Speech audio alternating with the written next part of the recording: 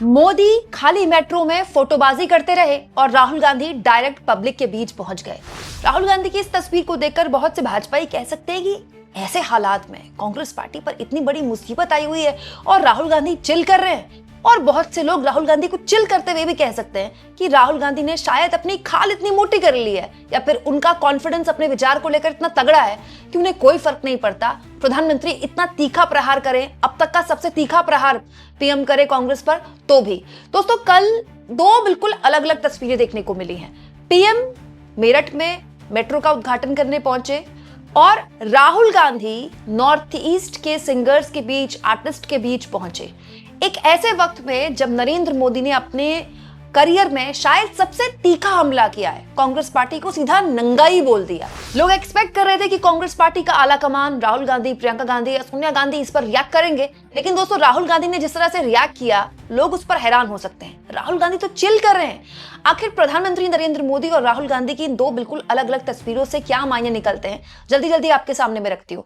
दोस्तों, पीएम मोदी कल मेट्रो का उद्घाटन करने जब पहुंचे थे मेरठ में, दोस्तों आप जानते हैं इस तरह के कार्यक्रमों में पीएम मेट्रो में सफर भी करते हैं, वहाँ के लोगों से बातचीत करते हैं। हालांकि इन तस्वीरों के बीच इस तरह की तस्वीर पर भी लोग मजाक उड़ा रहे थे मोदी जी का कि संडे के दिन सिर्फ फोटोबाजी करने के लिए बच्चों को बुलाया गया। स्कूल के बच्चों ने देखिए ड्रेस पहन के आए हुए, अब संडे के दिन कौन सा स्कूल चलता है। न केवल बुलाया गया बल्कि वो मोदी जी से बातचीत कर रहे थे, ऐसे जैसे रोज की तरह मेट्रो चल रही है। और ये हमेशा होता है, देश के किसी भी राज्य में मेट्रो का उद्घाटन होता है तो मोदी जी अपने कर कमलों से करते हैं, फिर वहां बैठते हैं और मोस्टली ये काम संडे को ही होता है, राइट। और जब संडे को ही काम होता है तो बच्चों को हमेशा बुलाया जाता है ड्रेस वेस पहन के। तो ऐसा ही कुछ किया गया और ये लगातार पिछले कई सालों से किया जा रहा है। ये एक सेट पैटर्न है मोदी की वीडियोस का, मोदी को जिस तरह प्रोजेक्ट किया जाता है लोगों के बीच। लेकिन इस पैटर्न को तोड़ते हुए राहुल गांधी बिल्कुल अलग तरह से दिखे। राहुल गांधी देर शाम को दिल्ली में नॉर्थ ईस्ट के आर्टिस्ट के कार्यक्रमों के बीच पहुंचे। दोस्तों, धुरंधर फिल्म आई है, उसमें नॉर्थ ईस्ट की एक हमारी बेटी ने बहुत ही शानदार रैप किया है। दोस्तों, एक बहुत पुराना गाना है प्यासे प्यासे, उसमें जो रैप है एक लड़की ने रैप किया है, वो लड़की नॉर्थ ईस्ट की है, बहुत शानदार रैप करती है वो लड़की, रेबल नाम है उस रैपर का। उसका प्रोग्राम था और राहुल गांधी वहां पर उनसे मिलने भी गए थे और नॉर्थ ईस्ट के आर्टिस्ट के साथ राहुल गांधी ने काफी वक्त बिताया। वहां पर एक लड़की थी जो काफी देर से राहुल गांधी को आई लव यू राहुल बोल रही थी।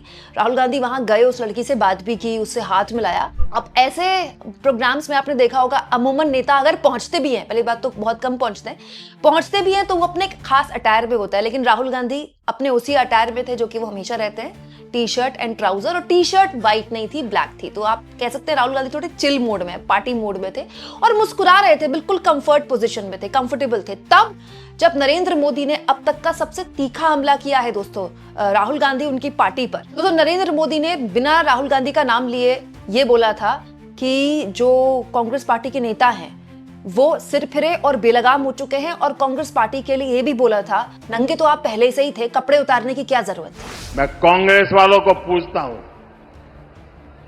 देश तो जानता है आप पहले से ही नंगे हो, फिर कपड़े उतारने की जरूरत क्या पड़ी। दोस्तों, जब मोदी एग्रेसिव होते हैं आपको पता है ये बीजेपी और एग्रेसिव हो जाती है।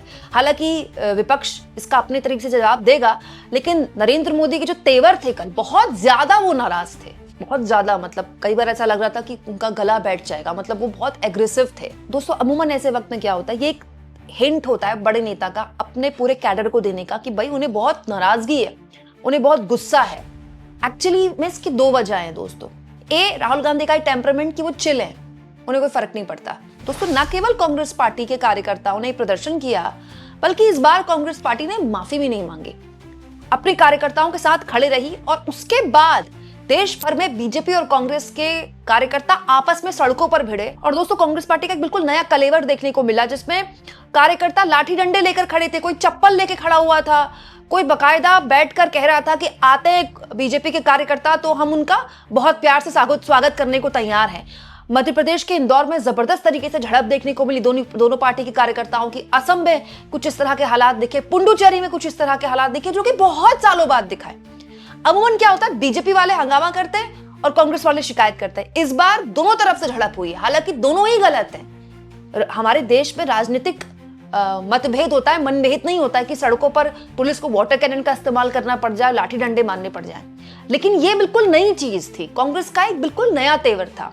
और ये बात दोस्तों नरेंद्र मोदी ने कल अपने भाषण में बोली भी कि न केवल गलती करते हैं बल्कि गलती को पचाते भी हैं, मतलब गलती पे उनको अफसोस भी नहीं होता है। और दोस्तों इसके बाद जब नरेंद्र मोदी ने नंगे नंगे जैसे शब्दों का इस्तेमाल किया तो कांग्रेस पार्टी की तरफ से प्रवक्ता और एग्रेसिव हो गए। तो सुप्रिया शनेत ने बकायदा एक मीडिया बाइट देते हुए बोला कि देश में नंगाई आपने तब फैलाई, देश में नंगाई आपने तब फैलाई। मतलब वो अब क्योंकि होता क्या दोस्तों, जब बड़े नेता भाषा की मर्यादा लांघते हैं ना तो फिर बाकी नेताओं को तो मौका मिल गया। तो इस तरह की भाषा देखिए, मुजरा, मंगलसूत्र, मटन, यहां तक तो देश की राजनीति पहुंच ही गई थी, अब नंगोई तक भी पहुंच गई है। और अब इस तरह के शब्दों का खुलेआम इस्तेमाल हो रहा है। देखिए सुप्रिया शनेत ने बकायदा इस तरह के शब्दों का इस्तेमाल करके अपने सोशल मीडिया में वीडियो भी डाला है। मोदी जी बहुत बड़ा वाला थैंक यू, मेरा विश्वास जीवित रखने के लिए और मुझे कभी ना निराश करने के लिए। ऐसे बहुत सारे लोग हैं जिनको लगता है कि आप और नहीं गिर सकते, लेकिन मेरा पूरा विश्वास है कि आपके गिरने की कोई सीमा ही नहीं है। जिस भाषा का आज आपने प्रयोग किया और जो जमकर आज आपने नंगई करी है, आपने मेरे विश्वास को और बुलंद किया है और पुख्ता किया है। उसके लिए बहुत बहुत धन्यवाद, बड़ा वाला थैंक यू। अब दोस्तों कांग्रेस पार्टी और बीजेपी बिल्कुल दो अलग अलग ध्रुवों पर खड़ी हुई है इस वक्त। कांग्रेस प्रदर्शन करवाती है, अपने पार्टी के कार्यकर्ताओं को डिफेंड करती है और बड़े नेता उसको लेकर बड़े रिलैक्स हैं, जैसे उनको कोई मतलब चिंता नहीं है किसी बात पर। पीएम इतना तगड़ा हमला कर देते हैं तो भी उनको चिंता नहीं, वो चिल मोड में। और दोस्तों नरेंद्र मोदी उस न केवल एआई समिट के बारे में बात करते हैं बल्कि पार्लियामेंट के बारे में बात करते हैं। पार्लियामेंट में जैसे उनको बोलने नहीं दिया गया उसको लेकर भी उन्होंने बात की। वो ये बता रहे कि उनके अंदर कितना गुस्सा है। दोनों ही चीजों में एक चीज कॉमन है, पार्लियामेंट में भी नरेंद्र मोदी विपक्ष के जबरदस्त तरीके के अटैकिंग मोड से परेशान है। और दोस्तों यहाँ एआई समिट में भी एक्चुअली बीजेपी को, मोदी को बिल्कुल उम्मीद नहीं थी कि न केवल एआई समिट के अंदर यूथ कांग्रेस के कार्यकर्ता घुस जाएंगे बल्कि उसको उसके बाद कांग्रेस पार्टी डिफेंड भी करेगी। हालांकि दोस्तों मुझे जो पता चला है वो ये भी है कि कांग्रेस पार्टी को बिल्कुल अंदाजा नहीं था कि यूथ कांग्रेस का कोई कार्यकर्ता वहां घुसकर प्रदर्शन करने वाला है।